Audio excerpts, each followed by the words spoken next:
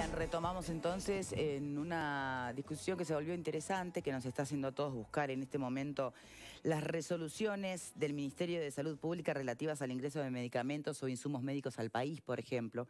Aparecen varias aquí bajo la carátula de la Dirección General de Aduanas. Obviamente, ¿y por qué estamos en esto? Porque a partir del tuit de Ana Olivera, justamente, ¿no?, que mencionaba que, por lo menos en este último caso, no habrían cumplido con esta normativa. Creo, y ahí es donde estamos discutiendo entre nosotros, pero seguramente Martinelli, cuando podamos contactarnos con él, nos podrá evacuar la duda, que fue uno de los argumentos también esgrimidos para el caso del contenedor anterior, que por algo se había decretado su destrucción. Resulta que finalmente se utilizó el 95% de lo que venía ahí adentro. Entonces, ¿será que hay que cambiar la normativa? ¿Será que hacemos un paréntesis en época de pandemia y dejamos de observar ciertas cosas con de manera tan estricta? No sé, pregunto. Lo tenemos en este momento entonces, bien, Director General de Secretaría del Ministerio de Desarrollo Social, Nicolás Martinelli, que está además llegando de la escena, ¿no? ¿Es así? ¿Qué tal, Victoria? ¿Cómo te va? Un placer volver a acompañarte. Bien, entonces, ¿qué sabemos hasta el momento? ¿Qué porcentaje de insumos puede servir? ¿Qué no? Bueno, nosotros recién estamos llegando precisamente del puerto, donde está el contenedor. Ahí está trabajando en este momento el Departamento de Fiscalización del Ministerio de Salud Pública. Todavía es muy prematuro poder decir cuáles de los insumos que hay en el contenedor pueden ser usados y cuáles no. Esto va a llevar todo el día de hoy y probablemente parte del día de mañana. Hay mucho material. Lo que sí puedo adelantar es que fuera lo que son los insumos, digamos, estrictamente médicos, como son jeringas, hay respiradores también, tijeras, ¿no? mucosas, máscaras para respiradores, que eso será parte del análisis del ministerio. Sí te puedo decir que también hay sábanas descartables, hay camas de hospital eléctricas, hay colchones, hay sillas de ruedas, hay otra cantidad de insumos que es muy factible que sí puedan ser reutilizados y donados a aquellas instituciones que luego el Ministerio de Desarrollo Social irá determinando junto con las necesidades de salud pública y de ACE. Bien, vamos por parte, que no significa que sea exactamente la prioridad que tiene cada tema, ¿no? Definitivamente la primera tiene, sí, si podemos usar eso, si sirve de algo, si se puede aprovechar. Bien, ahí está la respuesta, lo están estudiando en el día de hoy. Y en el caso afirmativo de que haya un porcentaje de productos que puedan ser utilizados y donados, ¿cuándo se efectivizaría esa situación? ¿Cuándo se entregaría a las instituciones que lo podrían estar usando hoy? La pregunta tiene que ver con cómo sorteamos este brete de los impuestos que no se pagaron, de los permisos, de la propia normativa de aduana, que según explica ahora por Twitter Ana Olivera, había estado detenido ese contenedor porque no cumplía con la normativa. ¿Cómo sorteamos eso? A ver, primero, los insumos que el Ministerio de Salud Pública determine que puedan ser usados, lógicamente después el Ministerio los utilizará, en algunos casos, como tiene que ver con el tema de las sábanas, los tapabocas, guantes, túnicas descartables, son elementos a ser utilizados por usuarios, por ejemplo, de los refugios de personas en situación de calle o por el personal que trabaja en esos refugios. Lo que tú decías después vinculado al tema de los impuestos, bueno, esto tiene dos partes, digamos. Por un lado, los impuestos que se han generado a la empresa, dueña del galpón, del depósito en el puerto de Montevideo. En esa conversación está la subsecretaría del Ministerio de Transporte en contacto con la empresa, y ya nos han manifestado que la empresa va a donar, es decir, no va a cobrar los costos de honorarios y los costos operativos que que ha generado este contenedor durante este tiempo en el puerto.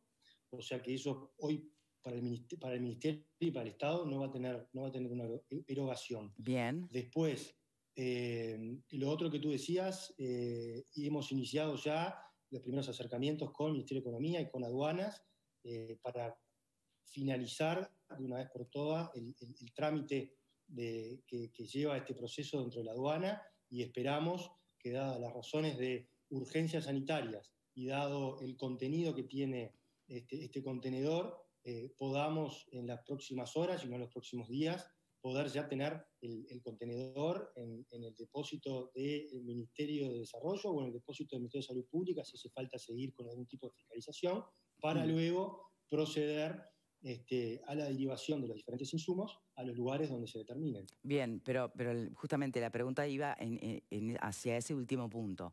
Lo que ustedes van a hacer ahora en horas o máximo 2 días no se pudo hacer en años. Entonces, correcto. Bien, ¿por qué? Y bueno, acá hay muchos factores, entre uno de ellos es la desidia. Yo comentaba hace un rato a algunos colegas tuyos que cuando asumimos el ministerio el 2 de marzo, los alcoholes en gel que estaban en las diferentes oficinas y los escritorios estaban vencidos. Los que estaban en depósito hacía más de un año que estaban vencidos. Hasta el café que se ofrecía en los diferentes despachos tenía la bolsa vencida. O sea, eso es parte de una desidia, de una falta de gestión, de seguimiento de los trámites, de seguimiento de los expedientes. Este expediente en cuestión aparece porque nosotros iniciamos un proceso de reestructura y de mejora de gestión y de seguimiento de los expedientes que destapó o saltó una alerta amarilla de que hay un expediente de una oficina que hacía más de 4 meses que estaba parado. En ese momento se solicitó. A ver, si me permite preguntar ahí justamente, ¿este expediente formó parte del conjunto de expedientes de transición, que fue lo que de alguna manera se planteó entre autoridad saliente y entrante, o apareció por el costado? Este expediente ¿Cómo jamás salta? estuvo dentro de las conversaciones de transición, ni apareció en los inventarios que se nos entregaron, ni los documentos que nos entregaron, ni apareció en las reuniones que mantuvimos con el gabinete saliente. ¿Y cómo Para nosotros salta? fue una absoluta sorpresa. Bueno, como te venía contando, esto salta porque en este proceso de reestructura y de mejora de gestión que estamos llevando adelante en el Ministerio, se nos alertó de que hay un expediente que hacía 4 meses que estaba detenido en una oficina, sin movimiento ninguno. En ese momento... ¿Pero quién los alertó? Bueno, saltan en los trabajos de investigación que estamos haciendo dentro del Ministerio, saltan alertas de que hay expedientes que están durante más determinado tiempo en un despacho. ¿Cuántos hasta el momento saben o llevan en cuenta de que estén ahí parados por un tiempo significativo? Bueno, hay una cantidad de expedientes, obviamente que ninguno, en algunos casos, de la gravedad o del impacto que esto podría tener, dado el momento que estamos viviendo por la pandemia y por los insumos que el expediente o que el contenedor contenía.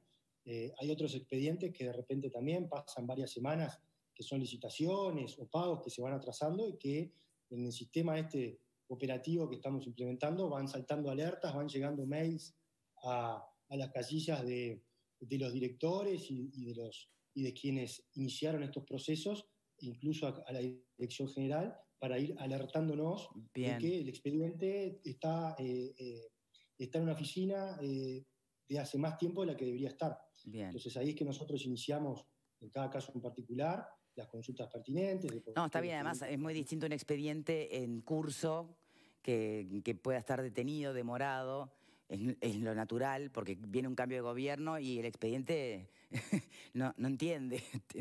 Pero otra cosa muy distinta es cuando remite a situaciones como estas, ¿no? Como la de contenedores abandonados. Correcto. Este expediente está detenido. Su última actuación dentro del Ministerio fue cerca del 28 o 29 de noviembre del 2019. O sea que pasaron varios meses, pasó en varios meses en poder de la administración anterior, pasó todo el periodo de transición sin que se nos comunicara al respecto. Incluso para ese entonces ya se conocía a nivel mundial el efecto del coronavirus, la pandemia, y que era esperable que en algún momento llegara al Uruguay. Bien, entonces por ahora, más allá del trámite de la investigación administrativa que se inicie y demás, o el seguimiento del por qué, que podrá tener eventualmente o no, finalizar en un expediente penal, eso no se sabe hoy. Lo importante, insisto, es en la, supongo, en la posibilidad de aprovechar estos insumos. ¿Se han puesto en contacto desde el nuevo gobierno con los Rotarios de Canadá? Primero para pedir perdón y después para, de alguna manera, sí, porque es un poco una vergüenza, ¿no? Y después, tal vez puedan informar de que hayan enviado más cosas y que todavía no se han descubierto o... Bueno, a ver, vamos por partes. La primera, sí, como tú bien decías, iniciamos una investigación administrativa de carácter urgente que está en curso y que de la investigación surgirán luego, más adelante, en caso de que haya algún tipo de violación administrativa o violación del derecho penal, se tomarán en consecuencia las medidas pertinentes. Sí. Por otro lado, es muy buena tu apreciación y tu pregunta acerca del contacto con el Rotary y con el Cotolengo de Orione. Sí, estamos, mirá, precisamente antes de ir hasta el puerto, me hicieron llegar el teléfono de la autoridad máxima del gobernador del Rotary en Uruguay. Todavía no lo pude contactar, lo voy a contactar en el correo de las próximas horas para explicarle la situación, para explicarle lo que pasó y obviamente para pedirle las disculpas correspondientes, ¿no? Incluso también a las autoridades del Cotolengo de Norione, que muy amablemente en la administración pasada decidieron donar este contenedor con una cantidad hasta el momento invalorable de insumos médicos, y que de haberlos aprovechado en tiempo y forma hubieran sido un insumo interesante, no solo para atravesar la situación del coronavirus, sino quizás para ser utilizado en los distintos hospitales de ACE, ¿verdad? Bien, le quieren hacer una pregunta desde el panel, ¿puede ser breve? ¿Cómo no? Pablo, el abogado Pablo Casas. ¿Qué tal? ¿Cómo estás? Cortita nomás. ¿Qué tal, Pablo? ¿Cómo estás? Bien, bien, gracias. Nicolás, ¿surge del expediente que esté la orden de destrucción del contenido del contenedor? Surge del expediente, hay un informe del Ministerio de Salud Pública en donde ordena destruir parte del material que estaba incluido en ese contenedor. ¿Y la otra parte del material qué es lo que indica esa resolución? En otra parte del material, es decir, indica destruir. Lo que no indica destruir se entiende que en definitiva la autoriza a ingresar. Bien. Entonces, se supone que lo que habría que revisar es los criterios de destrucción, que se indican en un momento, después se pasan por alto, porque ahora en definitiva los vamos a estar usando, ¿no? Correcto, es en el proceso que está ahora el Ministerio de Salud Pública en este momento. Están revisando todos esos insumos, fiscalizando. Quizás en algunos casos deberán hacer algunos testeos. Hay insumos que pueden tener alguna fecha de vencimiento, pero que de repente tienen validez, no con la calidad que quizás originalmente tenían. Pero que ante la falta de recursos, sí, se entiende. Solo una breve final, porque no lo recuerdo.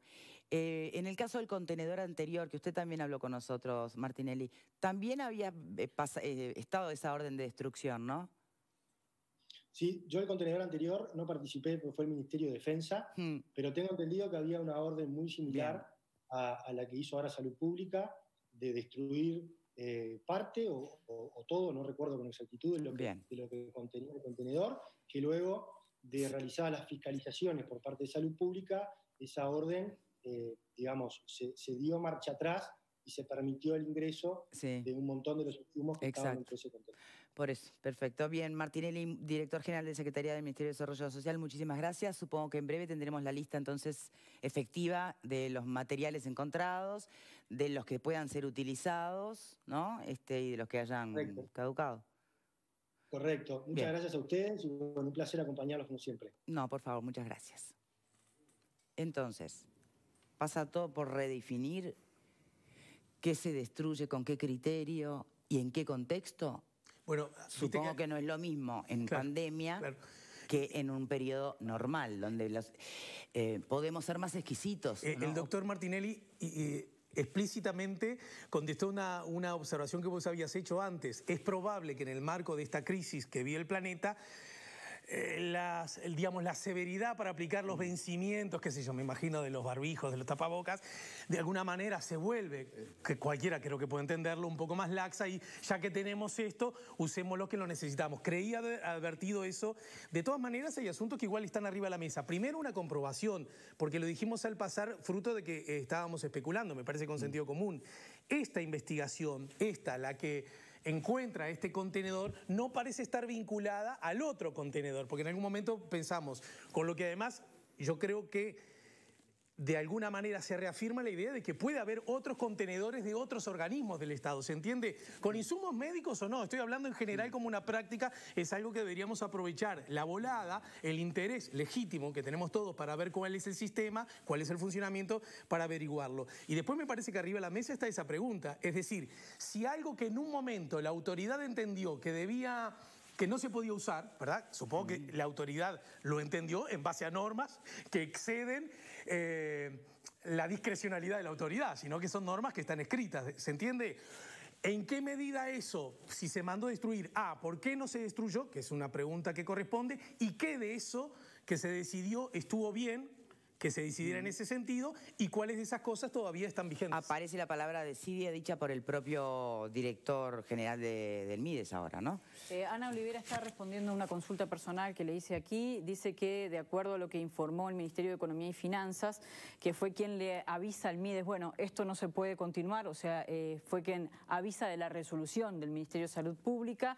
Dice que el resto de los insumos, ella habla de una lista muy detallada, que no sé si está allí anexa a ese expediente en el MIDES, de las cosas que se mandaban destruir. El resto de los insumos, silla de ruedas, camas, colchones, muletas, seguían en trámite de exoneración. Por eso no se procedió, según lo que ella argumenta, a seguir directamente el trámite en el MIDES. Seguían dependiendo del Ministerio de Economía y Finanzas para el trámite de exoneración del resto de los insumos que el Ministerio de Salud Pública sí habilitaba, y en la lista lo detalla. Silla de ruedas, camas, colchones inflables, muletas, seguían en trámite de exoneración. Y dice que, bueno, el área de logística del MIDES es quien estaba en toda esa coordinación con el Ministerio de Economía y Finanzas. Bien.